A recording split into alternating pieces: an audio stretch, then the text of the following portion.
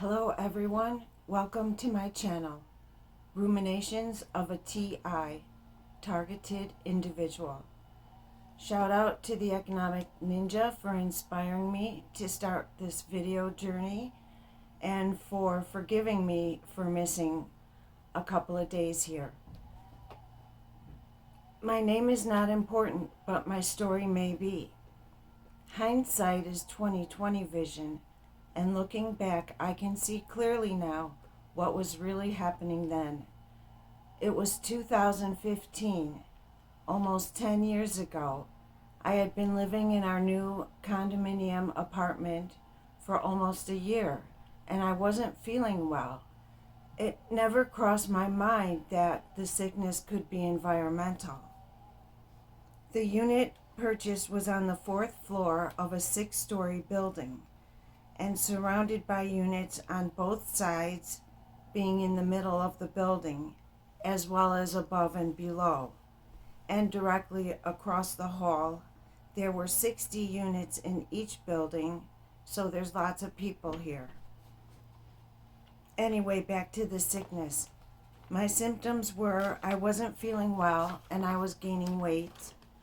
I had always weighed around 110 to 115 my whole adult life, and I had gone through menopause and the change, and I maintained a healthy weight.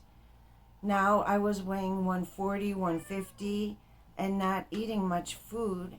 I was lethargic, I had brain fog, my hair was falling out, I had little red dots on my belly. I tried different diet pills to control my weight and nothing helped. I went to my regular doctor and he couldn't figure anything out. He said it was nothing. After feeling badly for more than many months, I went to the doctor who treated me for menopause years ago. She detected that I had Hashimoto's disease. Had anyone in my family ever had, she asked? It usually runs in families, she stated. No one ever in my family reported this disease.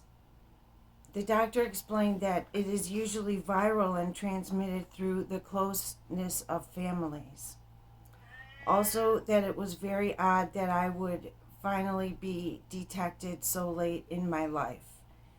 She treated me with levothyroxine, a synthetic thyroid, which didn't work, and then with Armour Thyroid, a thyroid derived from pigs, and that did work. I did some research about Hashimoto's disease, discovered by Dr. Hashimoto. All I could think of all this time was that I'll never be able to hold my grandchild if I'm lucky enough to ever have one, and that I was so devastated with having this incurable disease and the prognosis was not good. What I found interesting in the research, besides the family link to the disease, was also what my doctor did not tell me. It can be caused by excessive radiation. That's right, radiation. Lots of x-rays? Yes, I've had my share, but actually I noticed that people get taken out of this building like flies. Others joke about the frequent turnover in the tenants and ownership in the apartments in this building compared to the other buildings here. There's usually 3 to 4 ambulances per month, and 2 people died in the last 2 years. One of heart failure directly below me and to the side, and one directly above me of pancreatic cancer that happened within 6 months. And I've only been tracking it for 2 years. Prior to those 8 years, I didn't really pay attention. Only recently have I been connecting the dots and seeing and recognizing the patterns. What's even weirder is that I think I may have been led to this place by a honeypot trap to top it all off and add some insult to the injury. The man I was dating at the time recommended this property as a good place to live and a good investment value, meaning cheap.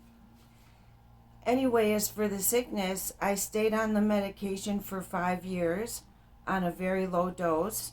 I stopped the medication 4 years ago. I have no symptoms at all. All the various thyroid levels are now back to normal and have been for a few years. I test negative for thyroid, hyperthyroid, hypo, or Hashimoto's disease, whatever you want to call it. My hair somewhat came back. My brain fog left and was replaced with laser sharp thinking most of the time.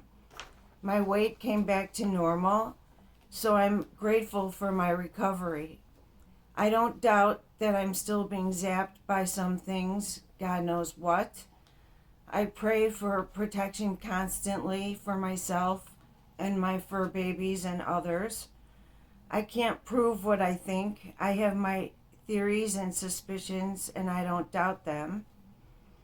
If gang stalkers with ray guns are hiding out in the neighbor's apartment, then they have plausible deniability going for them, plus a lot more. There are big electricity transformer towers running nearby, so this place is probably hot anyways. I have this little tool that I got, and it usually goes up to 300 to 500. Let's check it right now.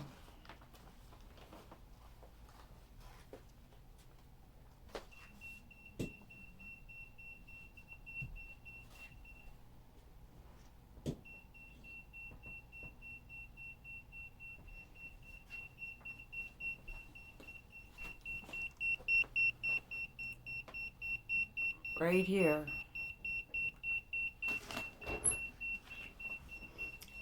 Anyway, guess where I got this handy little tool? From none other than Smarty, my one-time lawyer, the honeypot trap.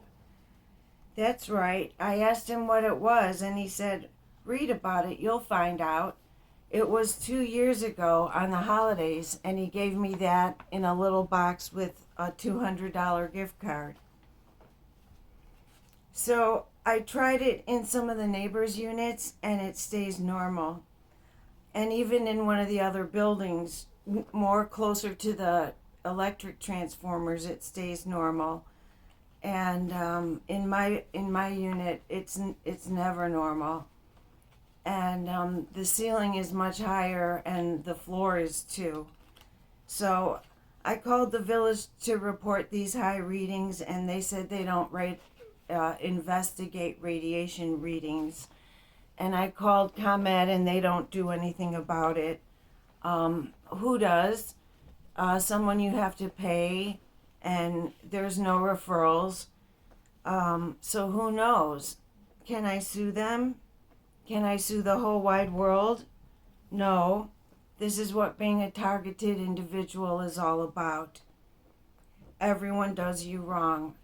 Are you being manhandled, severely abused, lied to, gaslit by everyone, everywhere you go, for no apparent reason?